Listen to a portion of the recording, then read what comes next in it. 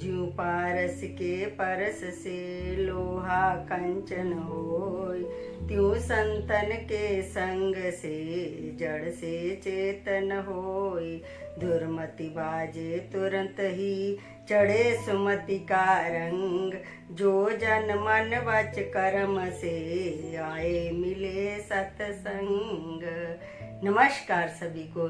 जैसे कि पहले भी हमने मन मंदिर चैनल के माध्यम से जाना था संतों के वचन भाग 4, आज हम जानेंगे सत्संग का अंग। यह कुदरती बात है कि मानुष को जिस प्रकार की संगत मिलती है उसी प्रकार की हालत उसके मन की होती है। कारण यह कि शरीर में हर एक वस्तु की अलग अलग तासीर है और वो तासीर अपना असर दिखाए बिना रहती नहीं है।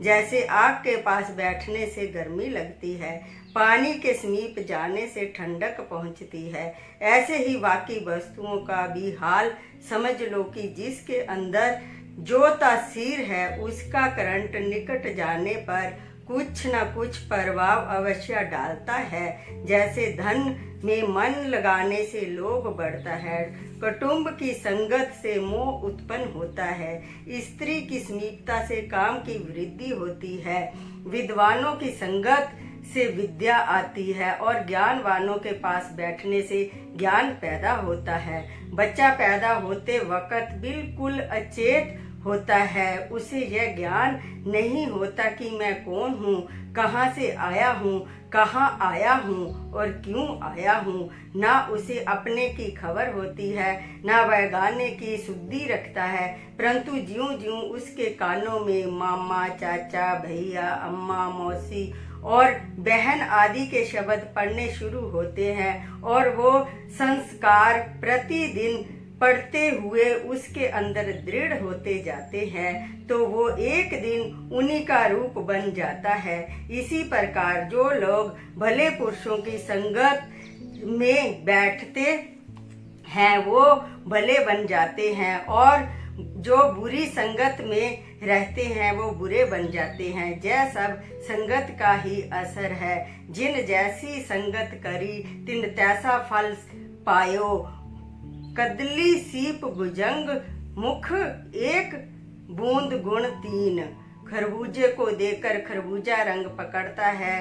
जो शख्स जिसका रूप बनना चाहे वो और कुछ ना करे, केवल उसके पास उठना बैठना शुरू कर दे, एक दिन में उसका रंग उस पर चढ़ जाएगा।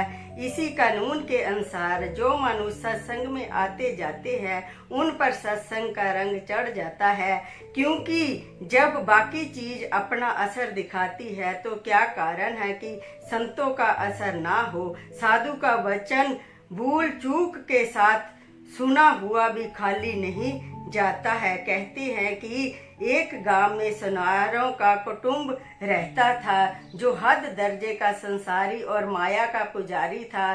चोरी करना उसका व्यवहार था और रात दिन लड़कों को यही कुछ सिखाया जाता था कि पढ़ो पूत तो हांडी चढ़ो, और साथ ही साथ यह शिक्षा दी जाती थी कि बेटा जहाँ कहीं सत्संग हो वहाँ भूल कर भी पैर पाना और ना साधुओं के वचन सुनना।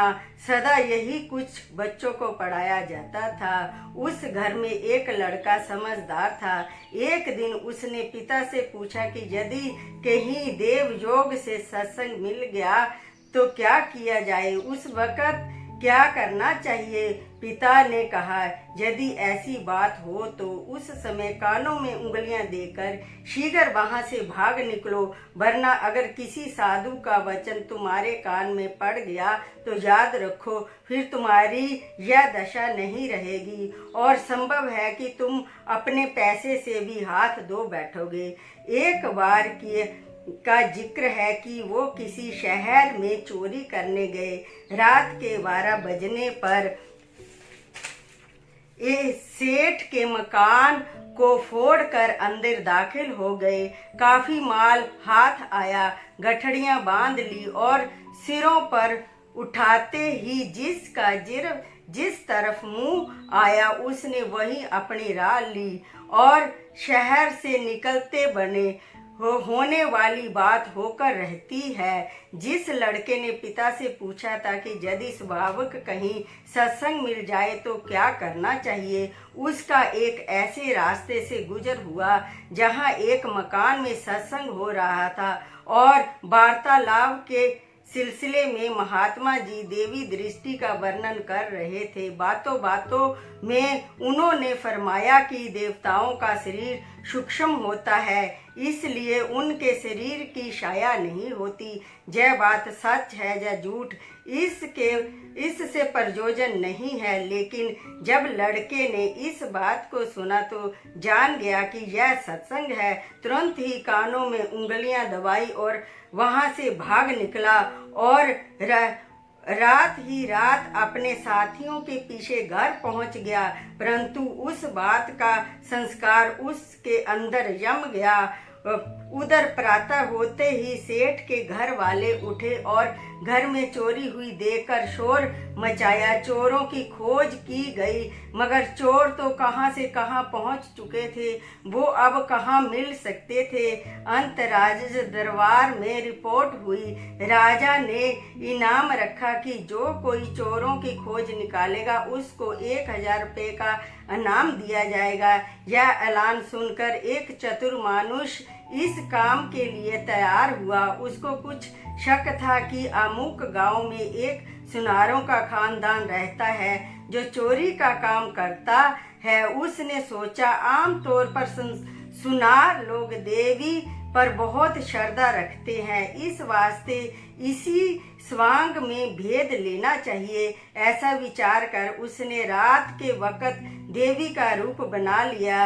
रंग काला स्याह, लाल लाल अंगारों सी आंखें, माथे पर सिंदूर का टीका और जवान बाहर निकाली हुई, एक हाथ में खड़ग और दूसरे हाथ में खप्पर लिए हुए उनके घर जा पहुंचा और लगा डांट फांट करने की। तुम लोगों ने इस बार मेरा 10वां भाग क्यों नहीं निकाला? पहले हमेशा निकाला करते थे, अब की बार आप ही पचा गए हो। शीघ्र मेरा भाग मुझे दो, नहीं तो अभी सब कुछ तुम्हारा भस्मीभूत करती हूँ। इस भयानक रूप को देखकर सब डर गए और उससे साक्षात काली माता समझकर क्षमा मांगने लगे। उसने फिर कहा, जो अभी अमुक शहर से सेठ की चोरी करके लाए हो, उसमें से मेरा भाग मुझे नहीं मिला, शीघ्र उसको निकालो, तब तुमको माफी मिलती है, वरना याद रखो अभी अभी तुम्हारे सारे घर का सफाया करती हूँ। उससे भयमान होकर सब कुछ बताने को तैयार हो गए। परंतु इतने में जिस लड़के ने महात्मा का वचन सुना था कि देवताओं की छाया नहीं होती, उसके मन में वो वचन फुर आया। दीपक जल रहा था, उसके प्रकाश में उसे उस बनावटी देवी की छाया दिख पड़ी। छाया देखते ही उसे निश्चय हो गया कि यह असली देवी नहीं, कोई स्वांग है। यह सोचकर उसने तुरंत ही डंडा उठाया और तान कर उसके सिर पर 2-3 लगाए। डंडे लगते ही वो कपटी देवी जान बचाकर भाग गई। यह देखकर सब घर वाले चकित हो गए। उन्होंने उस लड़के से पूछा कि तुमने कैसे जाना कि ये असली देवी नहीं है? हमने तो इसे साक्षात काली माता समझ रखा था। लड़के ने कहा, जब उस रात को हम सब चोरी करने निकल रहे थे तो मैं एक ऐसे रास्ते से गुजरा था जहां एक मकान में सत्संग हो रहा था और महात्मा जी कह रहे थे कि देवी देवताओं का शरीर सूक्ष्म होने के कारण उनकी छाया नहीं होती। मैं बौथेरा कानों को बंद कर के वहां से निकला, परंतु इतनी बात मेरे कान में अवश्य पड़ गई। जब यह देवी मैंने देखी, तुम लोग तो सब डर गए, परंतु मैंने मन में महात्मा का वचन याद किया। मैं कुछ देर देखता रहा, लेकिन जब रोशनी में मुझे उसकी छाया दृष्टि आई तो निश्चय हो गया कि यह असली देवी नहीं, कोई स्वांग है। तब अवसर पाकर डंडा उठाया और उसे मार कर भगा दिया। जय सुनकर सब घर वालों की आंखें खुल गई और कहने लगे, भाइयों, हम सब आज तक भूले हुए थे। देखो, एक पल भर के सत्संग का यह फल हुआ कि हम सब की जाने और धन माल बच गया। नहीं तो आज वो समा आ गया था कि अगली पिछली सारी कसर निकल जाती। आज से पिछली आदतों को त्यागो और आगे के लिए सब लोग सत्संग में जाना सीखो। उस दिन से वो सब के सब सत्संग में जाने लगे और सत्संग के प्रभाव से सब के जीवन सुधर गए और वो सच्चे भगत बन गए। नमस्कार। कल हम जानेंगे सत्संग का अंग भाग 2। दासों की दास सुमन शर्मा।